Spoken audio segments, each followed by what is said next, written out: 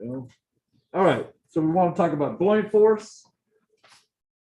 So on page 135, we foreshadowed this last time, and I'm going to kind of go into depth on this. All right, there we go. So the buoyant force, you can say a dictionary definition here, the buoyant force on an object has a magnitude equal to the weight of fluid displaced. So you can imagine I'm going to give you some problem on your final exam where there's several forces and you got to draw a free body diagram. One of them might be a buoyant force. And so I want to kind of teach you the tricks of understanding buoyant forces and how they work out. Most of the complexity comes right here in this last step. Well, let me do it this way.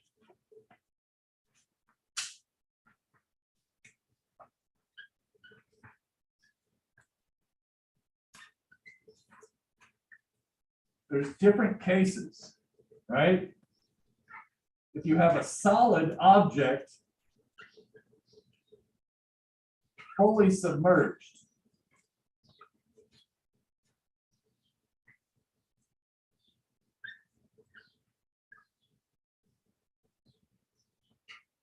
that in this one case, the volume displaced should equal the volume of the object. So I'm going to use OBJ subscript for the volume of the object. All right.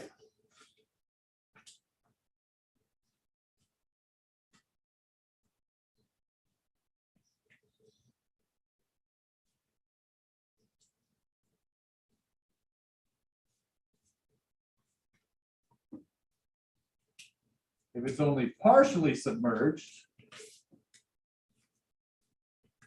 we oftentimes say the volume displaced equals F times the volume of the object. F is equal to some fraction or percentage. Okay, I'll give you a visual aid to this in just a minute.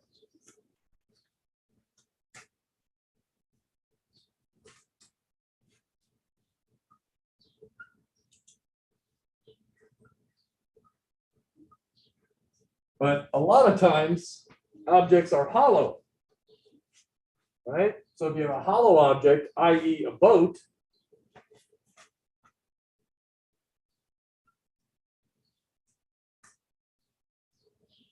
it's complicated, all right?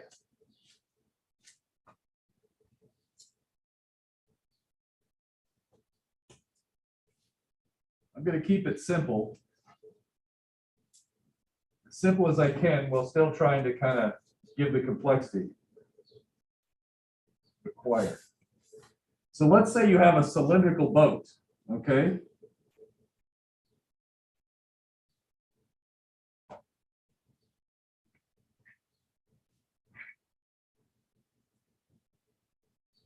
Now, in practical terms, usually, hopefully the whole boat is not underwater, right? So we see that there's some fraction underwater, but there's also lots of different volumes we could discuss here. And so maybe what I'll do is I'll say, look, there's an R inner, but there's also R outer. And so in this case, the volume displaced is some fraction of the volume outer. And let's see if that makes sense to you.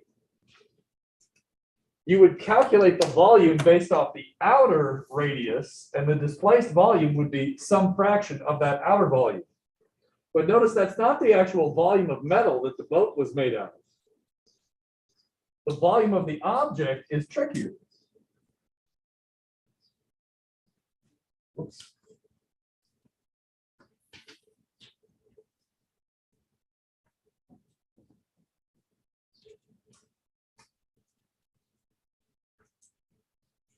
Okay, so in this case, the actual volume of metal used to make this thing would be take the outer volume using the outer radius, subtract out the inner volume using the inner radius, and that will give you the volume of metal in the shell. So far, so good?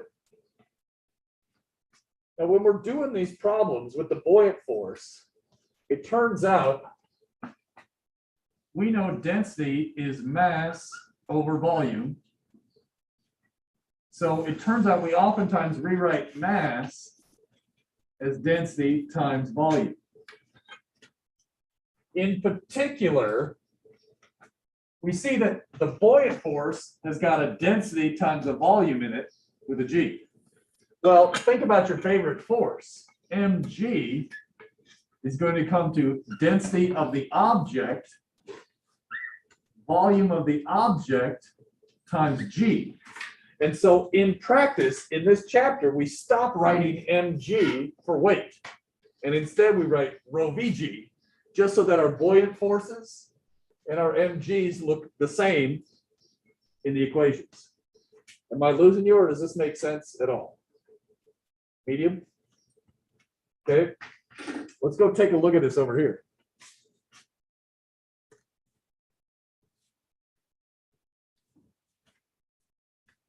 Okay, here's the three cases. In this case, let's say I got this 14-pound bowling ball. All right, I'm going to stick this in here. Sinks. I'm assuming this bowling ball is solid, assuming it's not hollow in the center. But you can see in this case, the volume. Now notice, watch the volume here, right? See how the volume went up? It used to be at the bottom of the tape. Now it's up here. You'll see that when I pull the ball out. We can clearly see this thing displaced some volume. There's more, the water level in the tank has been displaced upwards. Okay, and that is equal to the volume of that bowling ball, right? In this case,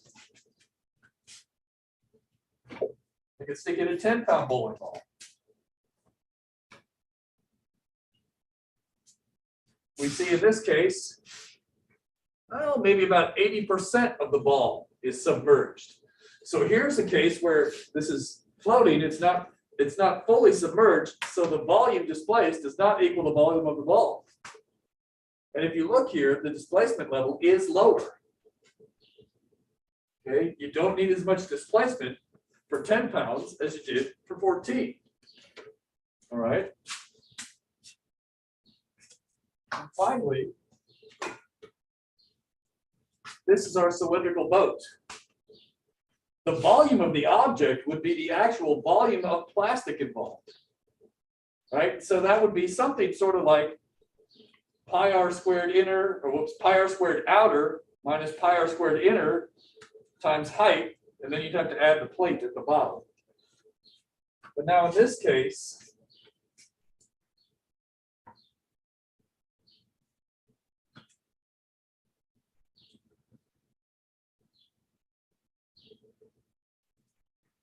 here we go. This is somewhat practical or realistic for a boat, right? It rides pretty deep in the water, but hopefully it's not completely submerged. But you can see that you have to account for not only the inner and outer radius not being valid, the volume of the object is not the same as the volume displacement. And so we have to use the outer radius of this times the fraction underwater to get the volume displaced. So far, so good? That's the three examples we just talked about. All right. I think we're ready to go to work.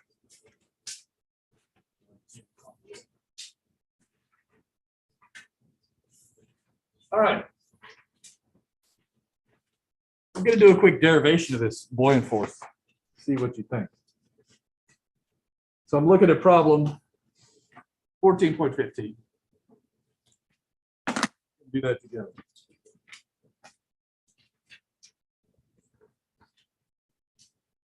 Okay, 14.15. Got some fluid. Just to keep it simple, I'm going to put a cylinder here underwater.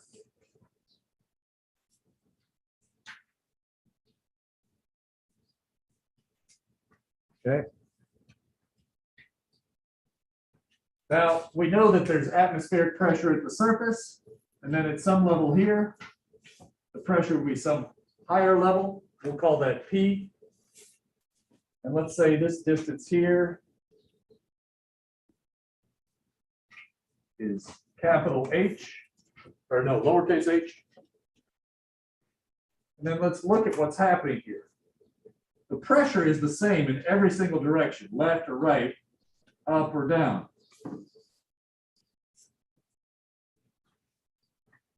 What's going to happen to the pressure as we go deeper underwater? What's going to happen to the pressure as we increase the depth in this fluid? Should increase, right? Remember, this thing's floating in the fluid here. So we should see it get a little bigger, and a little bigger, a little bigger, a little bigger. What's the equation for the pressure versus depth?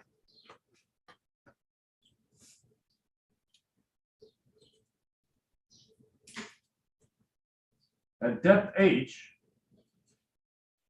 how would the pressure compare to this pressure? P plus what? Remember from last time?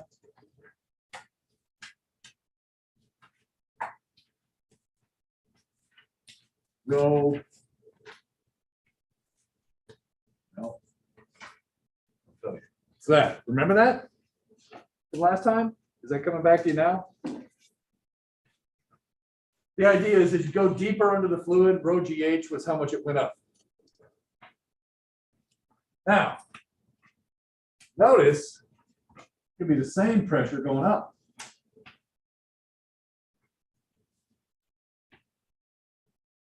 Right? Furthermore, I think you know something about force and pressure. How does pressure relate to force in your mind? How does it relate? Pressure and force.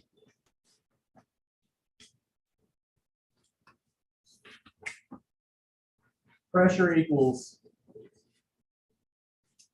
what over what? Force over area. Area. Good. All right, so to be clear, I can look at the force on this area right here that I'm shading in. And this one right here, right, the bottom.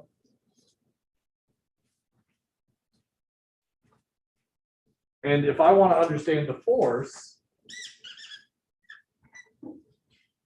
that should equal pressure times the area, right?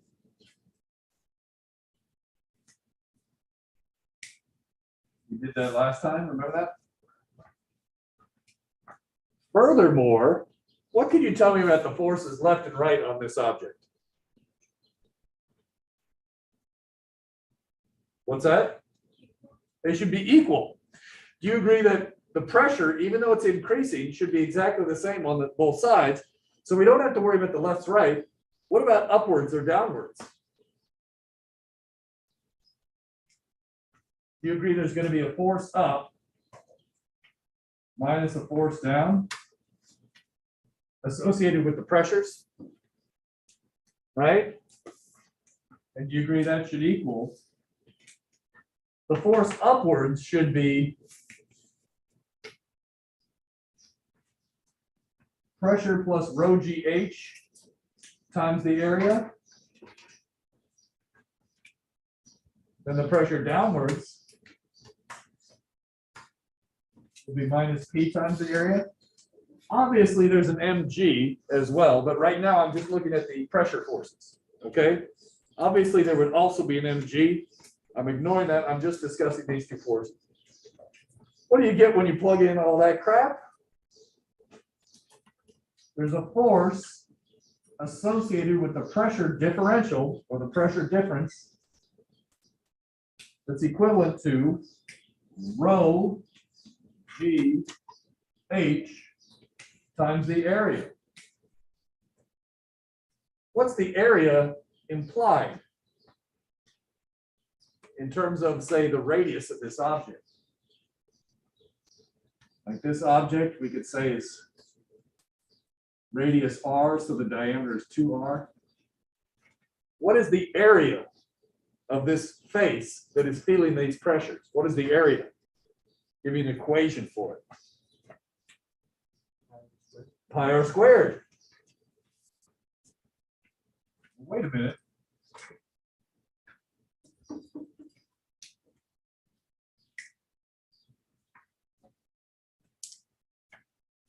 You recognize pi r squared h.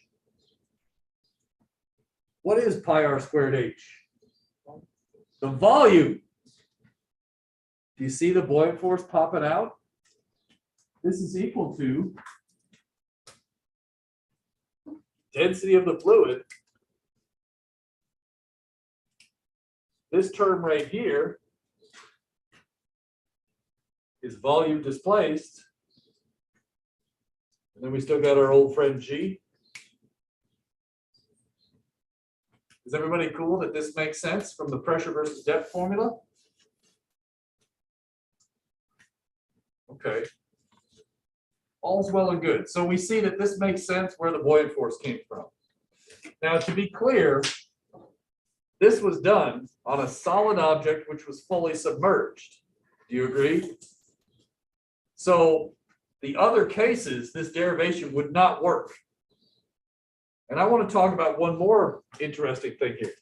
We discussed this already with this one, but let's review it.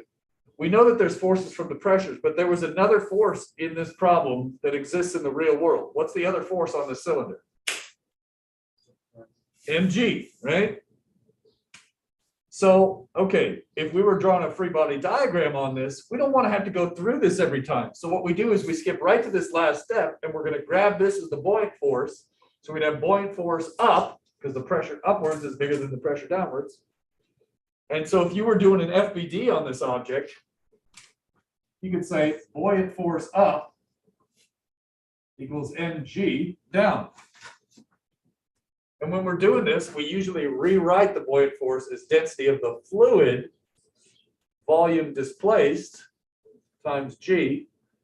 And this one, mass, we usually replace with density of the object, volume of the object, times g. So far, so good? Now, keep in mind, just because an object is underwater does not mean it's in equilibrium. This could be accelerating upwards, or it could be sinking and accelerating downwards. You know, there could be other forces too, like drag. But if the acceleration was 0, that would tell us something. If the acceleration is upwards, that would tell us something as well. So there, it's quite possible when we're doing these problems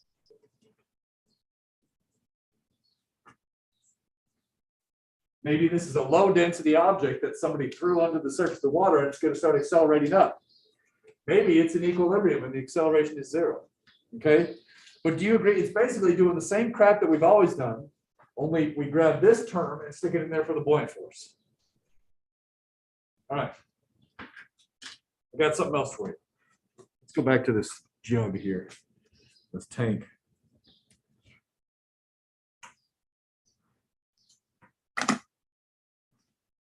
I know this seems silly, but I've seen it so many times it's worth doing this. So right now, I'm going back to this bowling ball. Okay, look at the water level. See, it's about at the bottom of the tank. Agreed?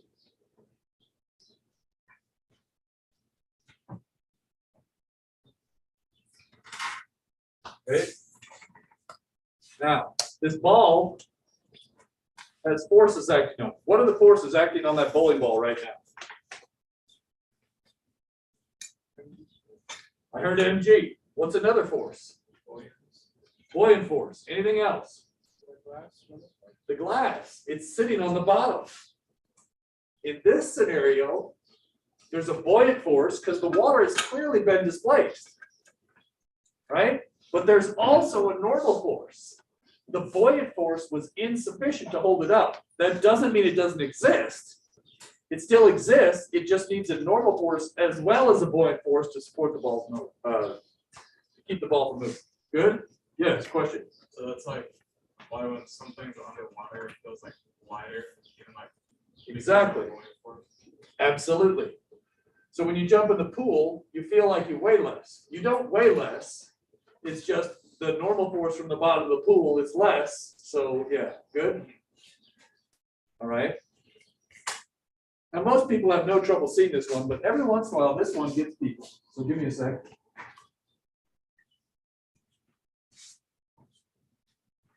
I want to talk about this one. And I want to ignore the portion of the hook that sits out of the water. Let's assume this part up here that's in my hand right now is pretty negligible, and it is. Now look at this. When I lower this down, it's sitting on the bottom of the glass. Is there a buoyant force? Let's assume the surface of this is perfectly flat, right? So if you have this cylinder and it's perfectly flat, it's on the bottom of the tank. In particular, this is what I'm wondering.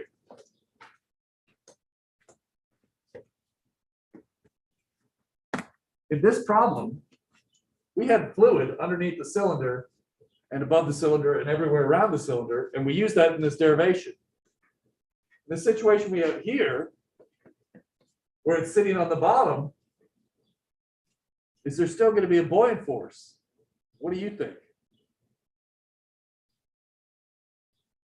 You understand the weirdness of this?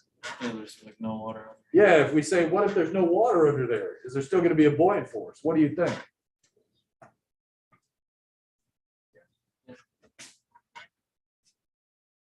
Is there still displaced fluid?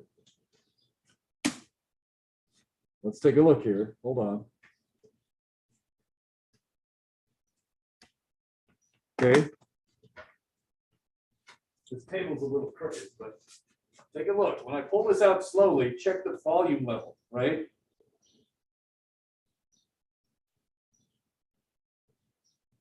You see the volume level go down? It goes down a little bit, right? Here it's just below the tape, and when I put it in, it was just above the tape. So was this object displacing fluid? So is there a buoyant force? Yeah, so this like trips people out. Sometimes they're like, wait, there's no water. What's the issue here? This derivation is not the whole story. So the short version is, come on, I really like this derivation because it gives us feeling for it. But really, the fundamental definition is, if you displace fluid, then you have a buoyant force. So just remember that. That's why I really like this definition in red. If you have displaced fluid, you have a buoyant force, whether it's on the bottom or not. Cool? Flip to the next page. You'll notice on page 136, that's me explaining all that garbage. Okay? I'm talking to myself here, I guess. All right, whatever. Yeah. Okay, that's what it says in the problem. It says that I'm talking to myself. Okay. Look at problem 14.17 while I erase the board. Okay. So look at problem 14.17 while I erase the board. Talk to your neighbor about it.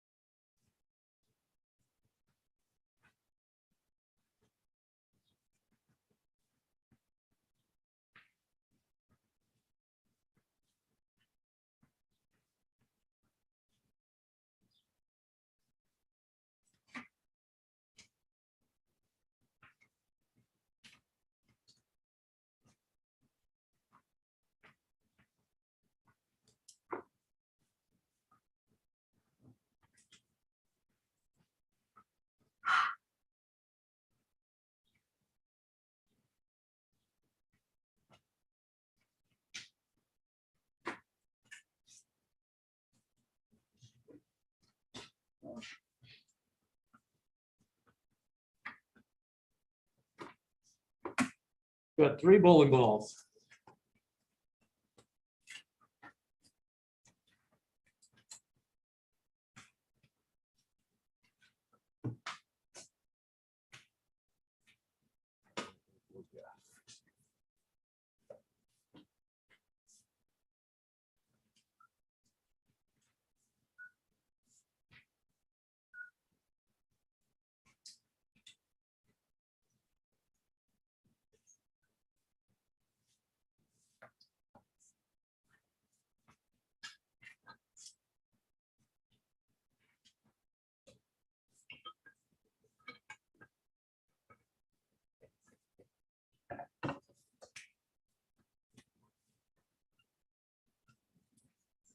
I like this question. You should put a star next to it. Study it the night before the final exam.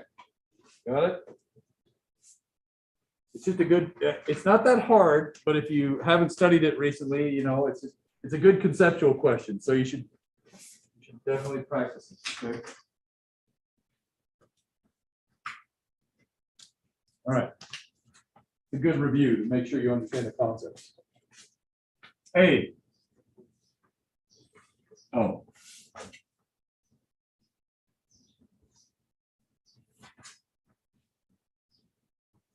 What was it, 217 millimeter diameter or something? So, right, bowling balls should all be the same size.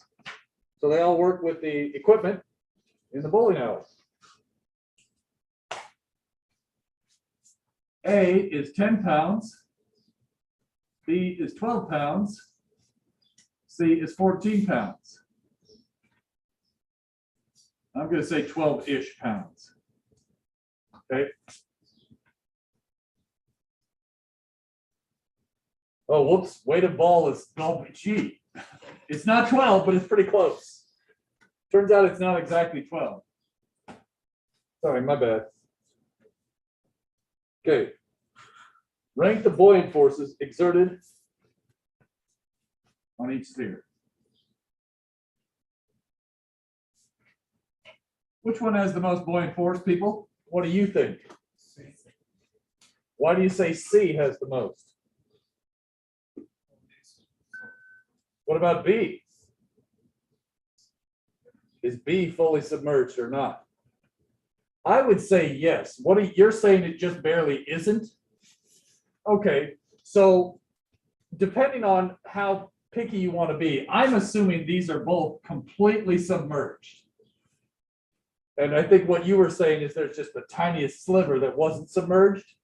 So if that's the case, let's go with this. If we assume these are both fully submerged, but this one's fully submerged and floating, this one's fully submerged and sinking, do you agree these two should have the same buoyant force in that case? Buoyant force from B should equal the buoyant force from C as long as they're fully submerged. Okay? If any fraction of B is out of the water, then this would not be true.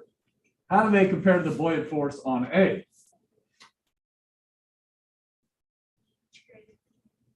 Yeah, or at least somewhat greater. I don't know. It depends on the masses. Yeah. All right. Part B. What are we supposed to rank? The densities? Don't overthink it. Which object do you think has the most density? C. You have the most mass in the same volume, right? So here, if they all have the same volume, greater weight means greater density. Good job. So here, C is the winner. Like that. All right. Let's work out the free body diagram for object B.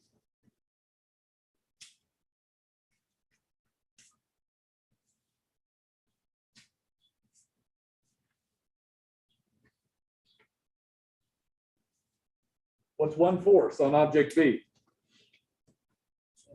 mg. What's another force on object B? Buoyant force.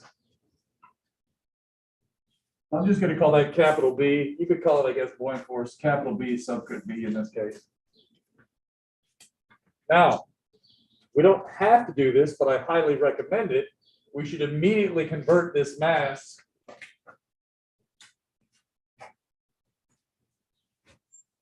like this. And this is how I do it in the solutions all the time, so you can follow along. And we should immediately convert this buoyant force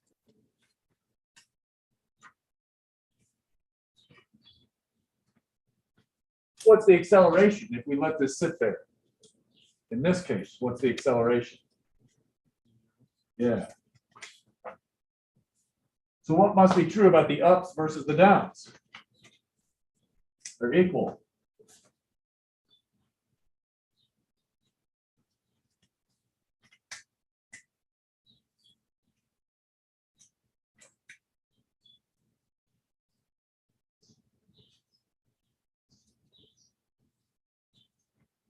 What cancels out in this particular equation? G cancels out. Anything else?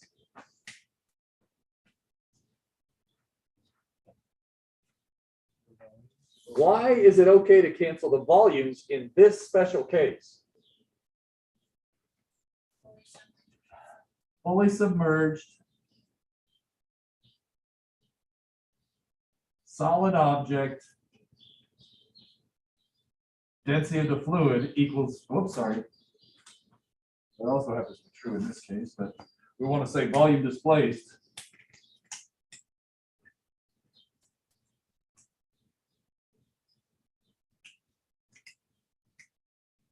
volume of the object.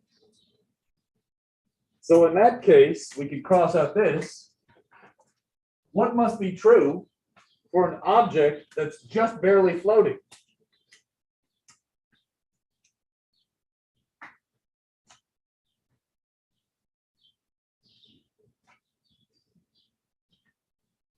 Its density must be the same as the fluid it's floating in.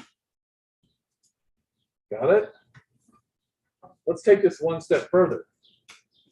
Let's figure out the weight of the ball. Okay?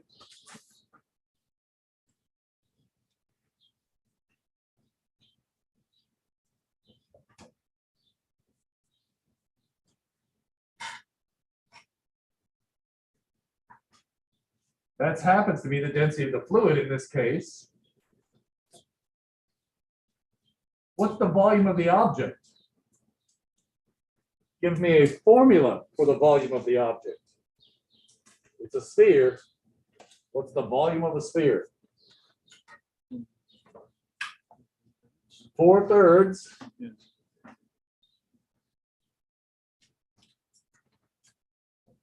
But wait, our problem gave us the diameter. Let's rewrite that.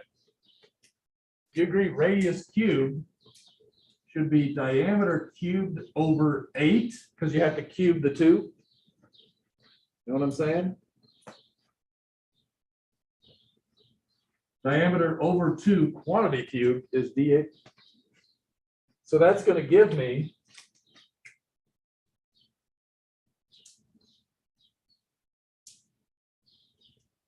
pi over 6, because that 4 will get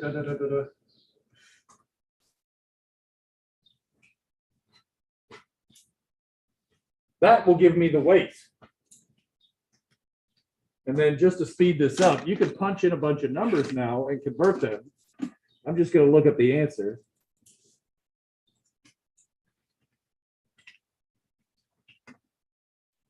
The workbook here. What is it? Chapter 14, number 17.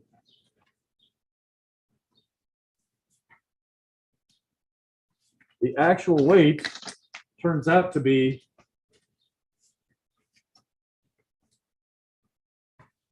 52.43 newtons.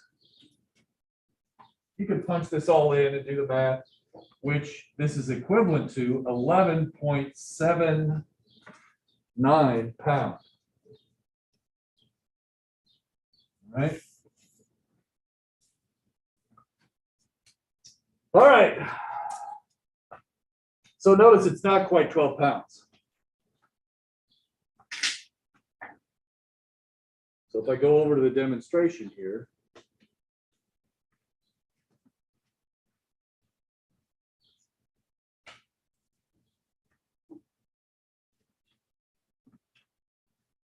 this 12-pound ball should sink. All right?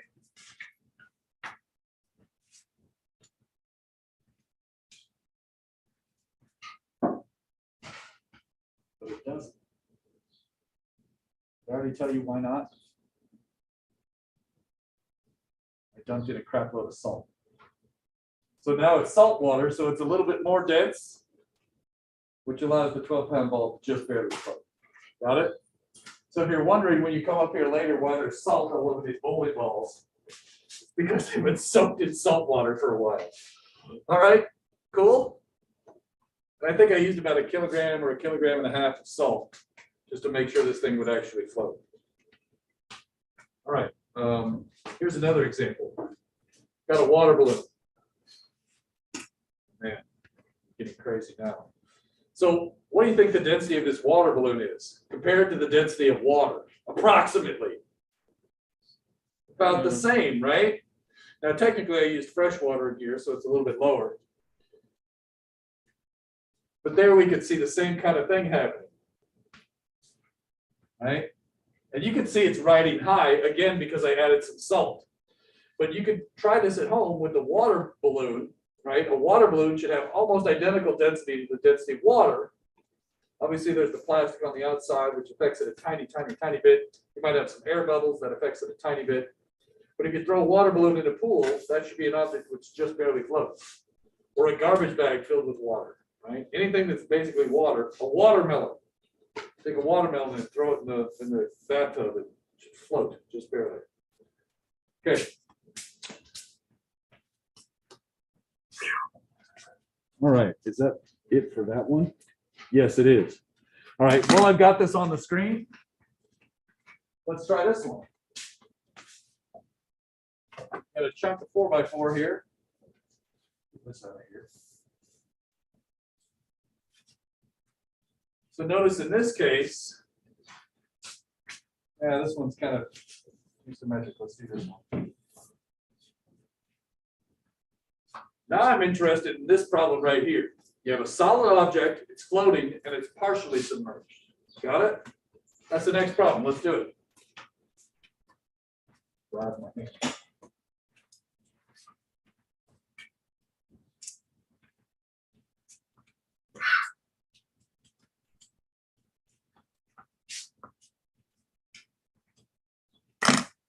Problem 14.18. And this is just, you probably already can do this problem without my help, but this will help us get used to the way I write things, just so you're kind of used to the way I talk. So hopefully on exam day that will help, being used to the way I write things. So we got a block here. We're looking at that wood block from the side, so there's an aquarium here. And then there's some water here. Oh, and then we kind of have to draw it 3D, don't we?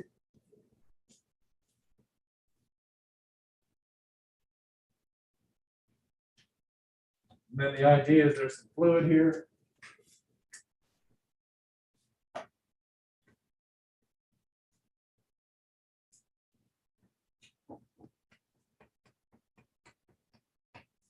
Hard to draw this in 3D. The dimensions of this object are X, Y, and then just drawing this last dimension over here, Z. And we can see that there's this other dimension right here. I'm going to call this dimension H. So H is the amount of the object that's underwater, but Z is its total height. Okay? In particular, we see that H is equal to some fraction of Z. Take a second and make sure you believe that. F is some fraction.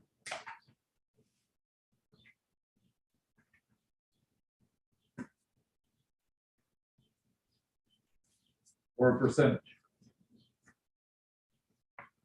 Right, you could say H is 38%, or it looks like here, it looks like it's about 80%. Or you could say it's 7/8 or whatever fraction you want. Okay. that's how I like to phrase these if I was writing a test question. Okay. Furthermore, we're told that the density of the object is rho, and the density of the fluid is, well, the density of the fluid. So that's how we're going to keep track here, right? The fluid is going to have the subscript F, and the object is going to have no subscript. Okay. How does the buoyant force compare to the weight of that block? Assuming it's floating and it's in equilibrium. What's true about the buoyant force and the weight in this problem?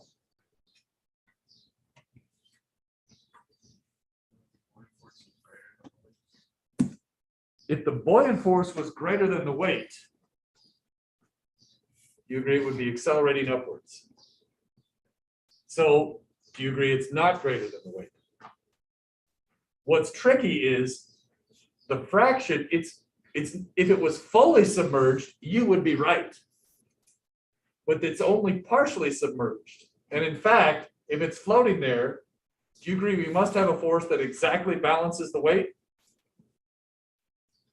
Well, what's the force that exactly balances the weight in this case? What's supporting the block? Why doesn't it fall to the bottom of the tank? Buoyant force. So in this one, they're equal. So I was trying to trick you with the way I phrased it. In the last one, the buoyant force was equal to mg because it was floating and it was fully submerged. Well, it's also true here. So we could still say the buoyant force up,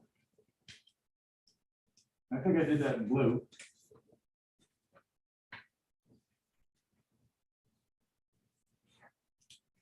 Should equal mg down.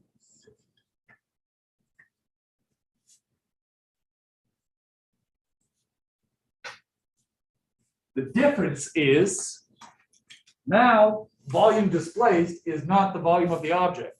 That's the main difference. Is that cool?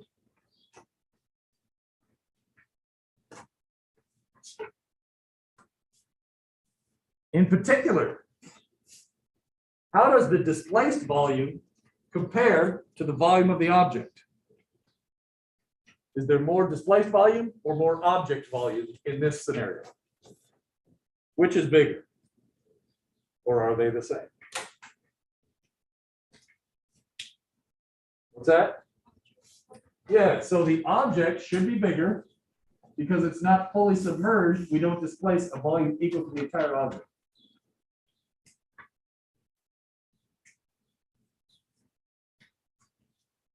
So even though the buoyant force is equal to mg, the volumes are not equal. Let's see what this tells us about the densities.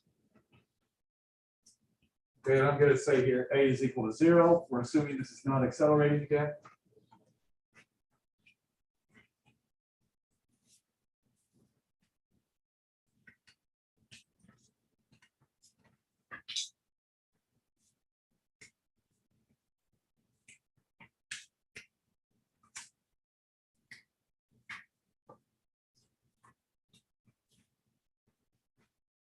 What's the volume of the object in this case? What dimension should I use? X, Y, what else? Yeah, so this is just going to be X, Y, Z.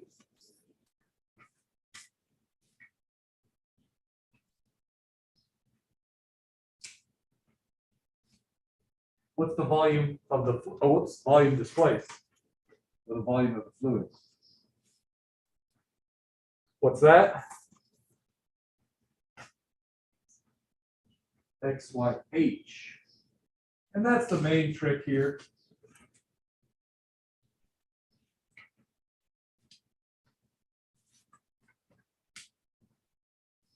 And do you agree we could rewrite H as some fraction times Z? So the practical thing to do is to rewrite this as some fraction times Z.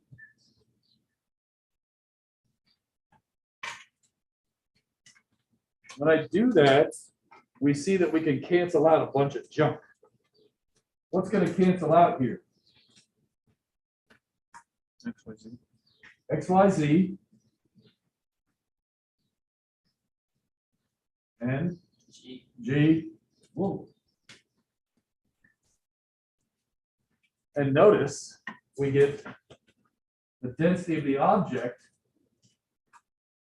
is equal to some fraction times the density of the fluid. Okay. And notice the fraction relates to the amount underwater. Let's talk about ice and alcohol and water.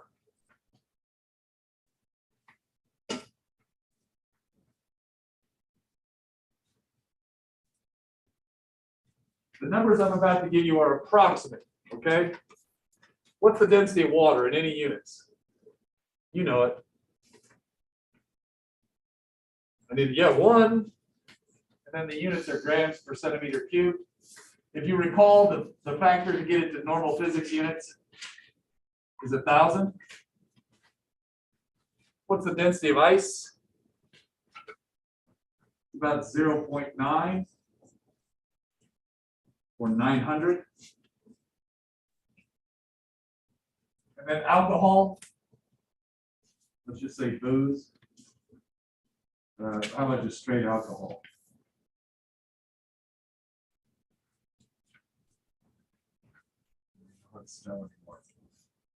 Let's round it off to 0.8.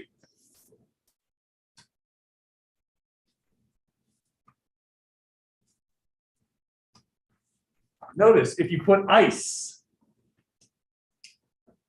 in water, would it float? Yes, the density is less. In fact, we see it's 90% or 9/10. So what fraction of the ice would be below the water? 9/10. So 1/10 would be sticking out. You've probably heard this before. So now let's say you go to the club. And when you go to the club, you get your drink and the ice is on the bottom of the glass. Are you having a good time or not? If your ice sinks, what must be true? Is your glass mostly water or mostly alcohol? If the ice sinks, you're having a good time. So watch, yeah, if you get your drink at the club, if you see the ice floating way out, you say, come on, bartender, give me a float. Whatever. You guys are clearly not as alcoholic as me. Let's talk about another weird application of this, which I find interesting. Look at problem 14.19 on page 137.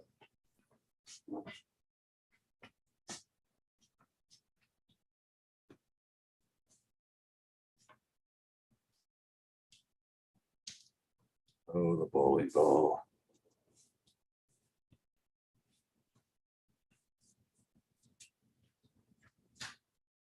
Okay.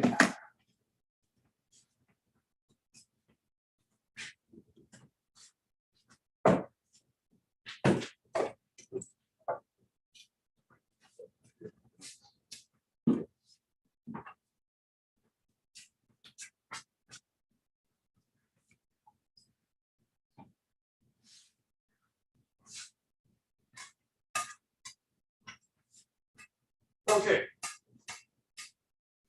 I'm going to top this off a little bit because I've got splashing water everywhere.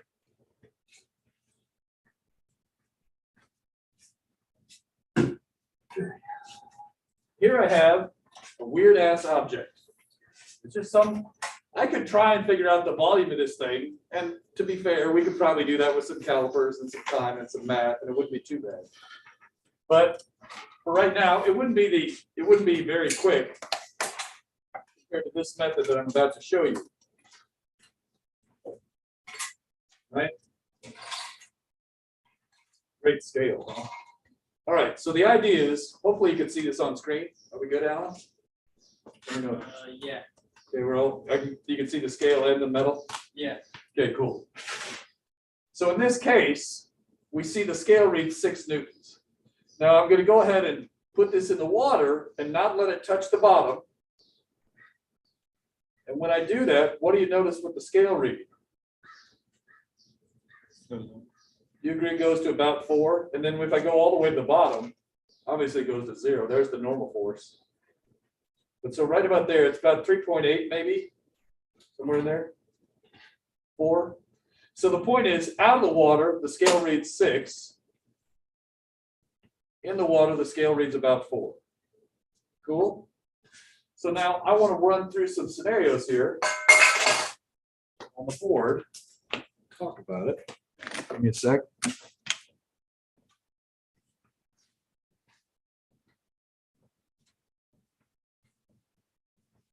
And I'm just going to go right here.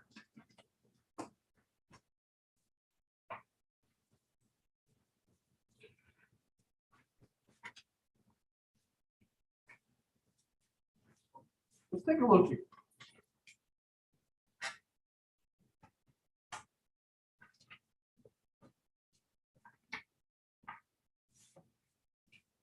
So problem what, 14.19? Thank you. Okay, so in the first case, there's a scale reading, and that's equal to mg, right? They're just weighing this thing out of the water.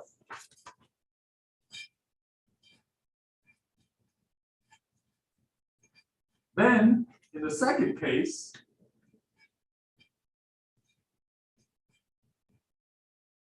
when you put it in the water,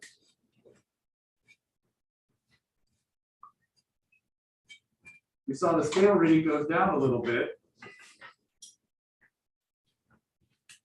when it's underwater.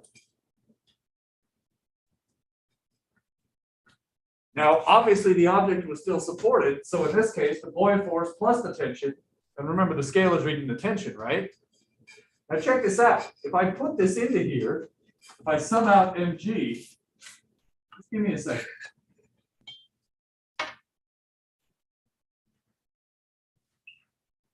And to be fair, in this case, this was what, 6 newtons? And this one was 4 newtons-ish. If I rearrange this, I see that the buoyant force is proportional to the scale differences. But wait, there's more. In this case, we had an object that was solid and fully submerged. So I get the density of the fluid. Volume displaced in this special case is the volume of the object. It's not always the volume of the object. We discussed that.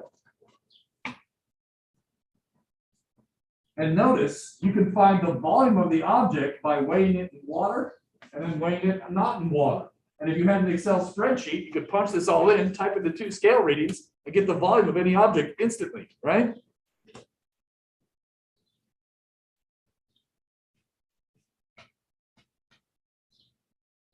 Something like that. Furthermore, if you know the volume of the object, couldn't you also get its density? Right? You could get its mass from a scale. So I just want to point out, you can get the density of objects very rapidly this way, even if they have weird shapes. So what they do is they take a human being and weigh them. Then you take the human being and shove them underwater, and then you get the person's density. This is an accurate measurement of your body fat percentage. Because if you know the density, that tells you your body fat percentage. And it's more accurate than those weird little things you step on that have the 2 electrodes. That works on differential conduction. But there's a problem with this. Let's say you're a human being, you weigh yourself, then you go underwater and you weigh yourself again. Why is it not going to be perfectly accurate? There's air in your lungs. Exactly. Your lungs make you basically a hollow object, right? So the trick is, what do you tell the person to do right before they go underwater? Breathe out all of the air you can, and then go underwater and weigh yourself. And that's what you do, right? By doing that, you reduce your lungs down, right? And look, you just take a deep breath. you're going to increase your volume. If you let out as much air as possible, you shrivel up into a balloon and you can do this. Cool? There's a practical application of this nonsense. And another very practical application is the next problem. Concrete canoes.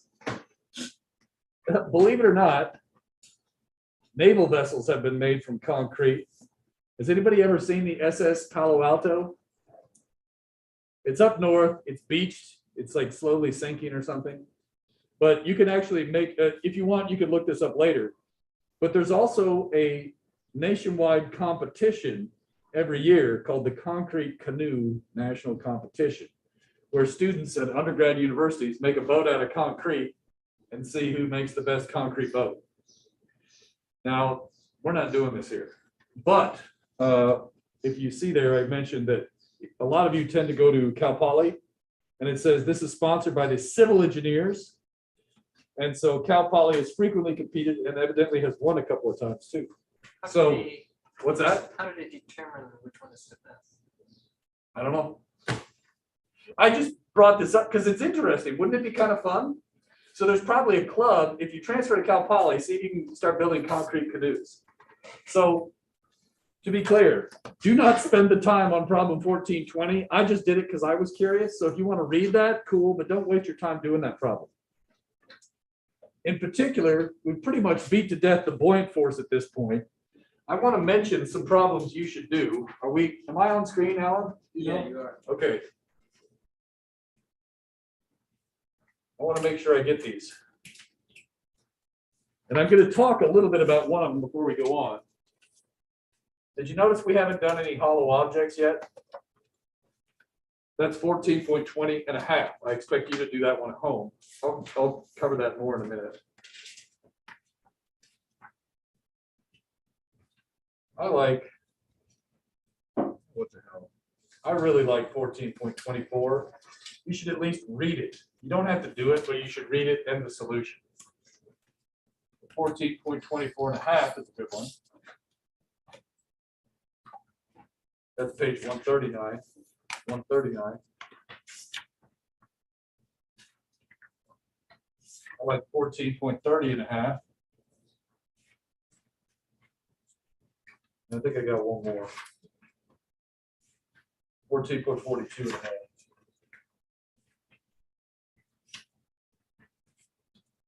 Those are like the hard buoyant force problems that I can think of.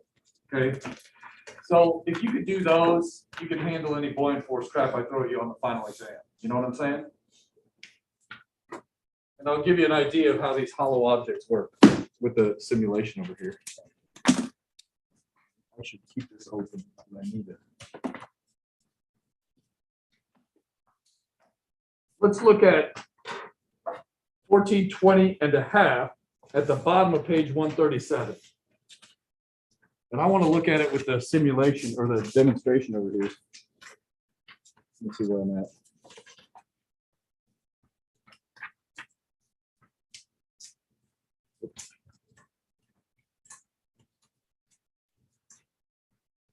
Oops. That's good.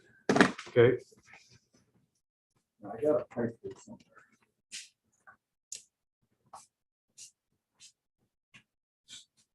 All right, not trying to lose you here, but I'm just trying to give you a visual here. So imagine we had a pipe and this is hollow, right? Okay, and I put this underwater, halfway. The tricky part is, what's the displaced volume? You can't treat this thing like a cylinder because there's a hole in it. The center part is not actually displacing volume, right? Water's filling up that hole in the middle. So you have to get the volume displaced by taking the volume associated with the outer diameter minus the volume associated with the inner diameter. Does that make sense? So you can kind of view it like this, right? If you put this thing in here upside down, the water is going to start filling up the interior volume, right? And then to be clear, I probably have to do something like this to get it up in there.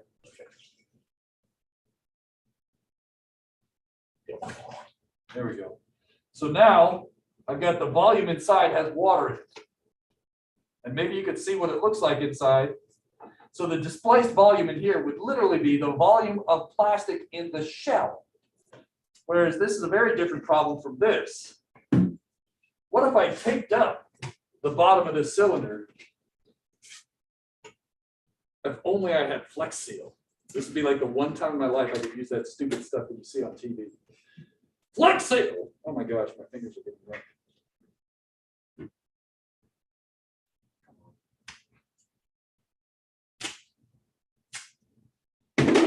And imagine you tape over this, right?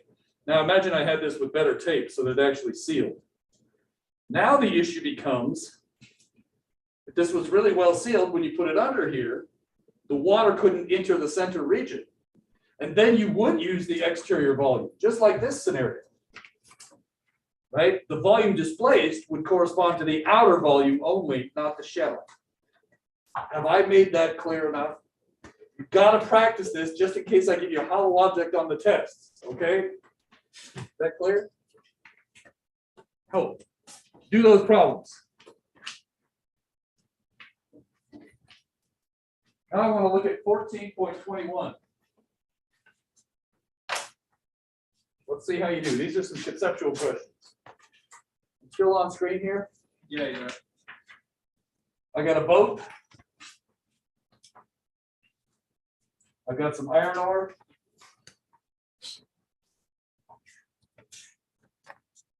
Floating away, having a good time. Okay, just barely floating there. All right. The question is this. You can see the water level right now is about 1 finger width above the orange tape. Agreed? If you want to scoot over so you can see, that's cool or whatever. I don't know if you guys can see here. We got a couple of conceptual. If you two want to see, that's cool. Yeah, you can snake back and sit there with Marco or something. Okay. Now in this case, when I take the iron out and dump it overboard, what should happen to the water level?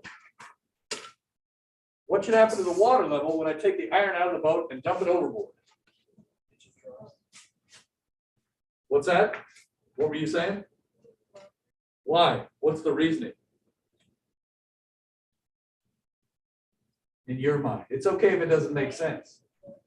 What's that? What about the buoyant force?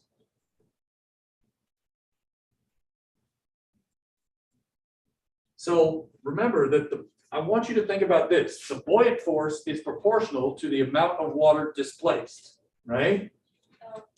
So if the water level goes down, what are you saying is happening to the buoyant force? Because you right. Okay, so she's saying she thinks you need less buoyant force if we take the iron out. Does that seem reasonable? Well, right now, do you agree I need enough buoyant force to float this iron? Whereas when I put it on the bottom, what other force is involved? What force helps hold the iron up? A normal force. So if there's a normal force on the iron, do you agree I need less buoyant force, less displaced volume? Good. And is that where you were going as well? You got it. Let's try another one. See how you do.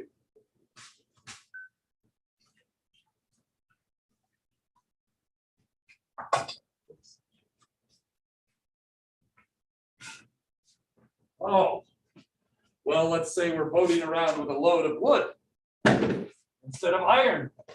Put this one in here. Let's put a couple more blocks.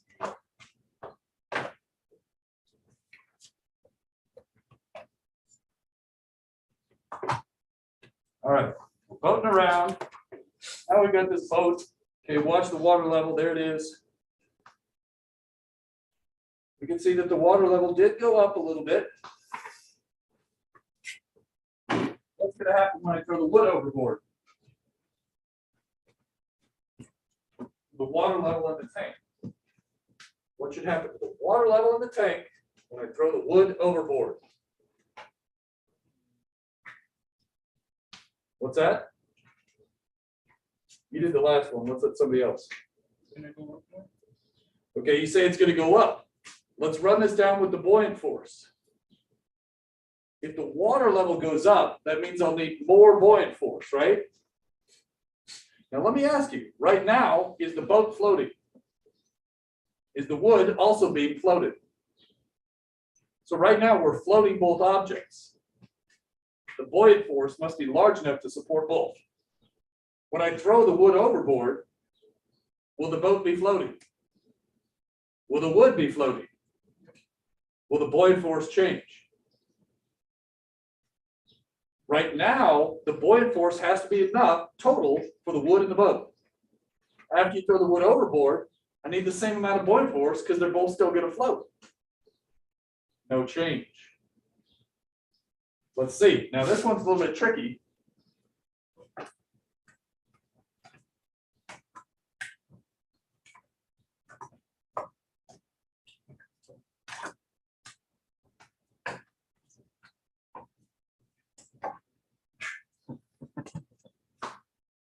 No change. Does that make sense why it doesn't change? So you might be thinking, yeah, I need more buoyant force because now the buoyant, but the wood was already being supported through the boat. And so the net buoyant force on both of them has to equal the original buoyant force on just the boat. So far, so good? Look at the next one, 14.22. One more of these, and then we'll take our break.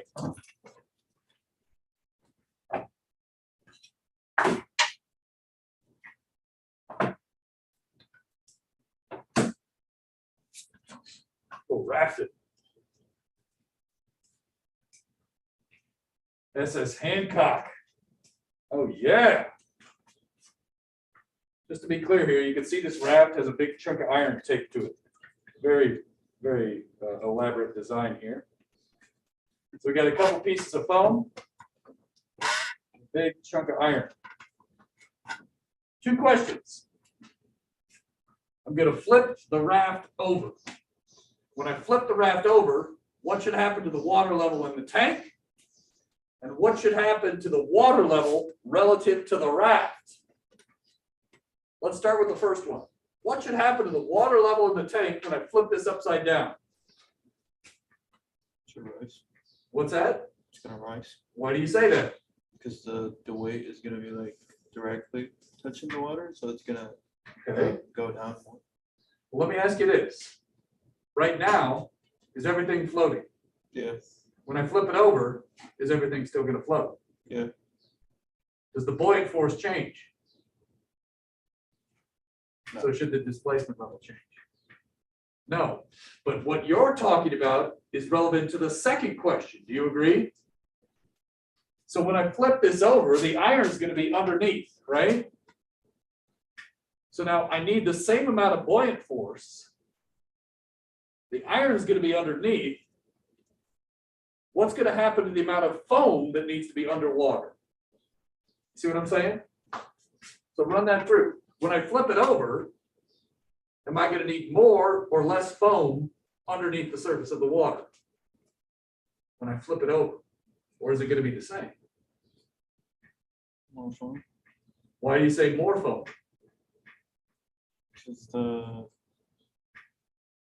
Because the weight is directly touching the water. Okay, the weight will be in the water, yes. When it's when like that, there's more area, right? Hmm. So it's like it's being spread out even. Like, so, Okay, interesting. When you go to area, that's where I think you ran into trouble. The buoyant force is all about volumes, regardless of weirdness of shape. So let me ask you this. When I flip this over, right now the iron is not underwater. When I flip it over, do you agree this volume of iron will then be underwater? And that's going to be producing some buoyant force. Not much, but some. When that happens, am I going to need more or less buoyant force from the foam? Right now, the iron gives me no buoyant force. When I flip it over, the iron does give me buoyant force, right? So do I need more or less buoyant force from the foam when I flip it? Less. So do I need more or less of the foam in the water? Less. So it should rise relative to the water. Now, This table is crooked, as you can see. So I'm going to try and line this up with this side. Do you agree it's just over the seam right now? Can you guys see that? Just over the seam. So let's flip it. And the problem with this one is it's almost impossible to see it. That volume of iron is so small. It looks like there's no change, but yeah, there's a small change. If you want, you could, I did the numbers in the problem, and let me bring this up.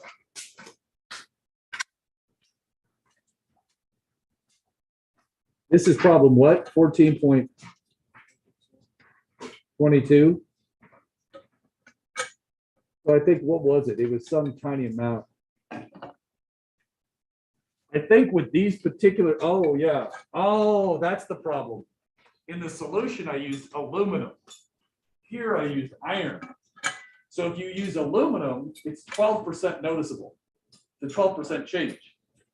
The problem is, which do you think is going to give you a larger buoyant force in general for the same size? Okay, well, I should be careful. Obviously, if you have aluminum, does anybody know the density of aluminum? 2.7 grams per centimeter cubed versus iron, which is about 8. So it turns out buoyant forces on aluminum are much more dramatic and noticeable than buoyant forces on iron. Right? Iron is 8 times as dense as water versus about 2.5 times as dense, 2.7 times. And so the main thing that we see here is that if you use iron, you can't see the effect. If you want to work through the simulation or the problem, I did it in the book. It's problem 14.22. Let's take a break. Let's take a break.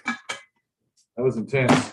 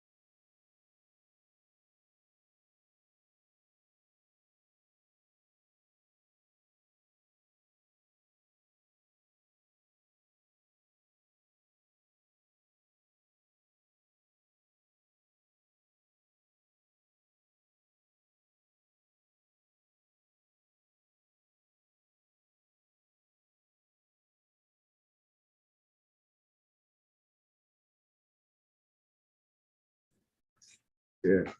All right. So my goal is to cover as much as I can now, so I apologize if I cut the break short. I didn't pay attention to the time, so that's my fault if I screwed you over there. Sorry about that. All right, so we want to start up again on page 141, and I'm going to be cooking with gas here, so let's fly. Just so we can get as much done today with the time we have left. We got about 45 minutes. Let's do it. So most of this should be written on the page for you there. I just wanted to kind of talk through it a little bit. Even the picture is there. So imagine we're talking about some fluid flowing through a cross-sectional area. So this could be like part of a pipe or something, right? Whatever, for whatever reason, at one spot in the pipe, we could look at the cross-sectional area there and look at this fluid. These blue lines are called streamlines. If you've ever seen a picture of an airplane or a car, sometimes you'll see this where they have a car in a wind tunnel and there's these white lines of smoke that are blowing past it. That's what we're talking about here, the streamlines. We are going to restrict ourselves to the simplest possible types of fluid problems. Non-viscous, meaning no drag. That is not realistic for almost every fluids problem in the universe. But if we want to be actual to solve something, we have to assume that, okay? It's just too hard. If you are going to be serious about fluids, like maybe in some biology, you might need to learn something about the quasi or all these different capillaries have different drag, etc., than the main arteries, etc. We're not talking about that. No drag. Incompressible. Remember that water hammer? We're going to assume that the water has constant density, or whatever fluid we use, we're going to assume it has constant density, even though you go up and down in height. Laminar. We're going to ignore turbulence. No vortices. No eddies. Right? What is eddies? Like just swirling. Yeah. All right. So, like, have you ever run your hand very quickly through water and you see these vortexes show up? Those are sometimes called eddies. Eddy current, EDDY. Yeah. So, all right. So basically, we're assuming smooth flow. Now, this is a very contrived set of conditions. Just like with projectiles, we ignored drag, and that was obviously not really valid most of the time. But our results were kind of in the right ballpark.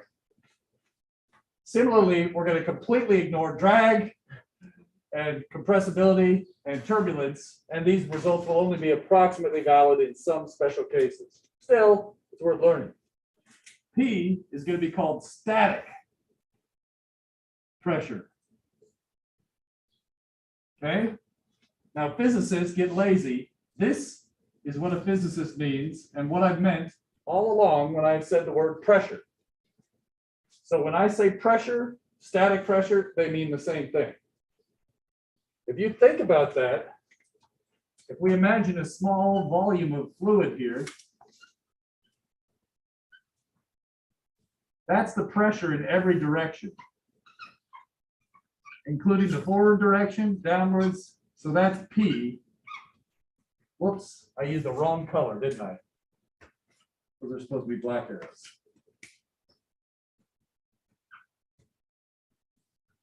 Sorry about that. So that's the pressure or static pressure in every direction, including the forwards direction and backwards direction. Q, it's called dynamic pressure. Oops.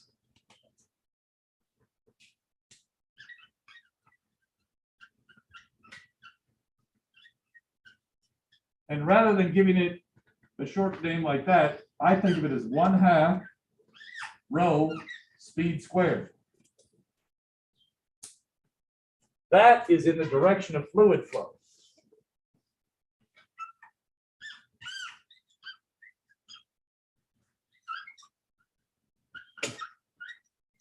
So in the direction of the fluid flow, V. right? V is the fluid speed.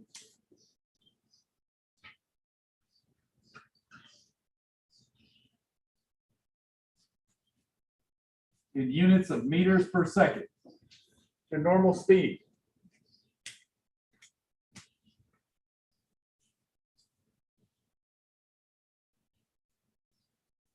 R is the flow rate. Flow rate and speed mean different things. That's why we're writing these out. In particular, if I was good at it, I would probably always say volume flow rate. I have to say volume flow rate, not volume, whatever I said there.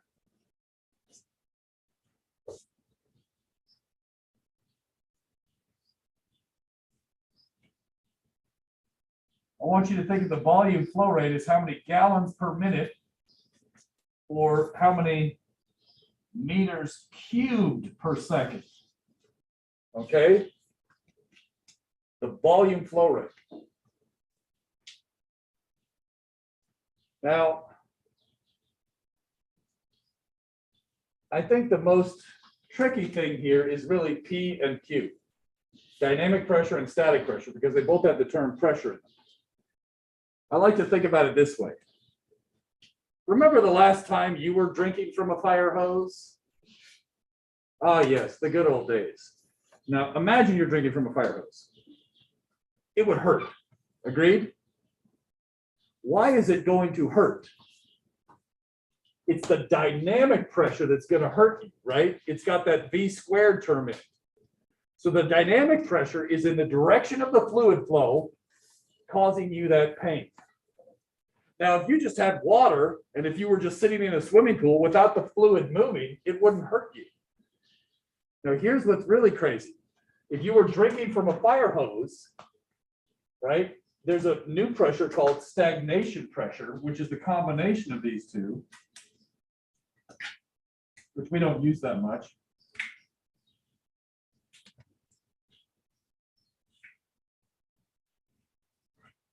That shows up really light. Can't see it at all. All right.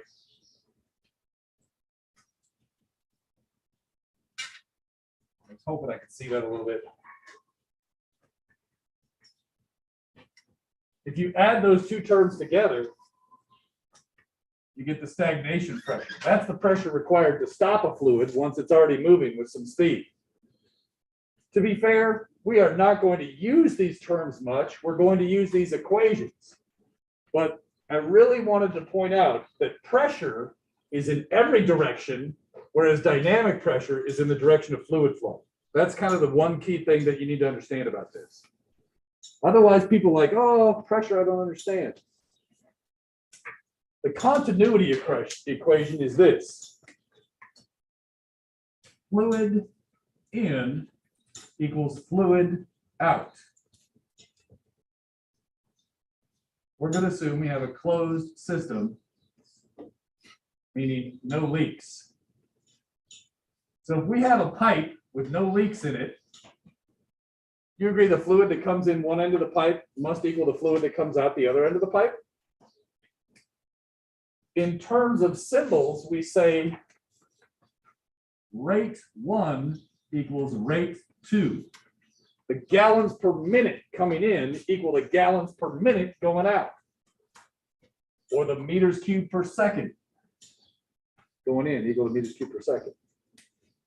Now, in the interest of time, I'm going to shortcut this a little bit.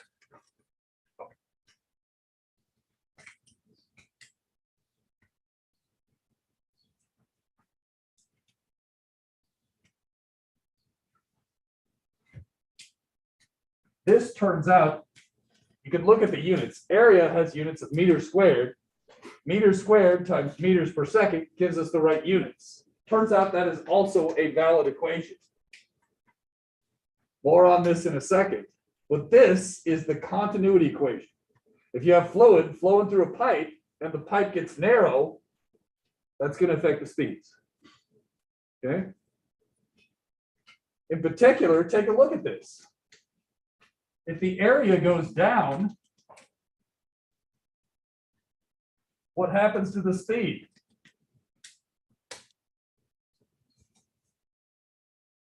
This has to be a constant. The number of the meters cubed per second coming in has to equal meters cubed per second going out. If the area drops, what happens to the speed? This must be, yeah, it has to go up. You know this. You take a garden hose, you put your thumb over half of it, what happens to the speed of the water?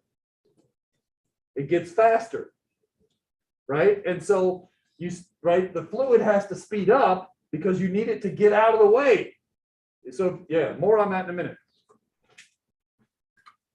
The Bernoulli equation. I'm just going to write it like this.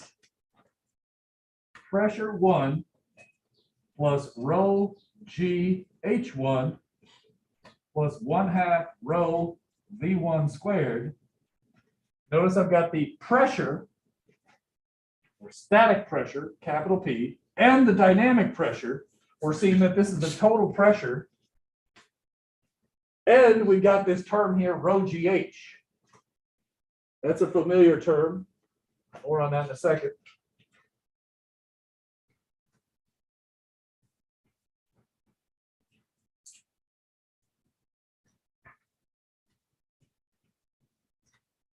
Maybe this looks kind of familiar. What does this type of equation look like to you? Do you recognize this? Energy. It's not quite energy. What's the gravitational energy? Near Earth's surface, forget all that U, big U, G crap. What's gravitational energy for a block? mgh. How do you get from mass to density? Divide by volume. This is the energy per unit volume equation. Look at it. All your masses have been divided by volumes. What's this pressure term? Do you know? Huh. Let me write this down before I forget.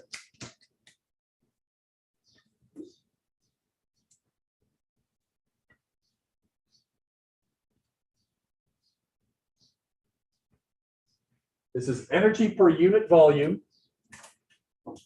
Before I forget, in the energy equation, what did H mean? Height or depth? H was height.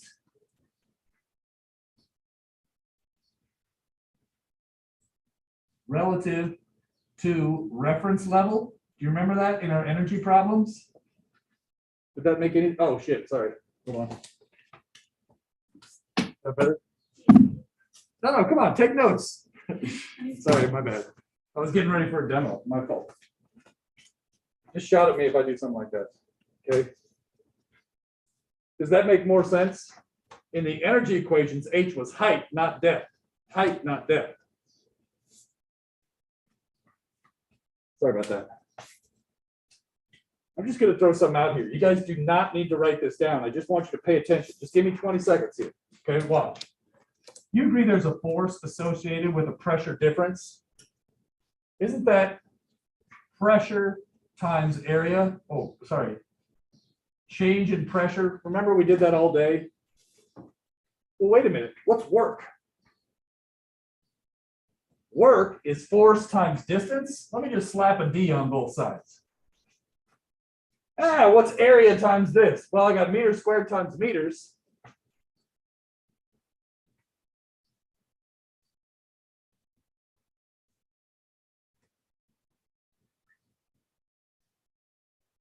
It turns out a pressure differential times the volume is work. So remember how we had mgh plus 1/2 mv squared plus work? These two terms are essentially the work per unit volume. Do you need to know that? No, but if you're curious, that's where it came from. So this is conservation of energy where the pressure differential is doing work. Got it? All you need to know is this and this. Maybe you should know these definitions over here a little bit, but that's it. This is what we're going to do. Cool? All right. Let me do this. Let me get some lights. Alan, could you jump up and turn off the lights up there for me? Just turn off all of them, will you? Thanks, boss. Some of you may have to flip up, some of you have to flip down. Just get all the lights off. Just the bottom ones? Yeah, just all of them. Just turn everything off. And then just mess around with the switch until that last one turns off. Just figure it out.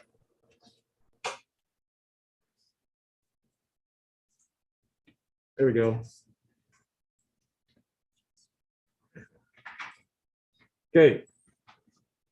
We've got some fluid flowing here, right? Now, I want to point out we've turned the friction off, so we don't have to worry about friction. All right. This is an ideal flow. Notice the fluid is laminar. We don't see the particles flowing around in twisting circles. There's no eddy currents. There's no vortices. Good. All right.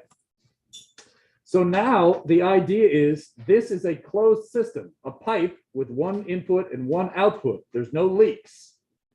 What we could do is we could talk about what happens. Let's say I make this part big and I make this part skinny. We know the following. Let me get my annotations here. Right up here is my flow rate. That's my meters cubed per second, right? Liters per second, that's meters cubed per second. Is that showing up? You got it? Okay. So that is the same going into and out of. Otherwise, fluid would build up and the pipe would explode. Does that make sense? If you, like, let's say there was more fluid coming in than going out. At some point, the pipe would swell and burst. Assuming the pipe doesn't burst, the fluid in must equal the fluid going out. Now remember this, we have a big area here. So I'll call it area 1, V1.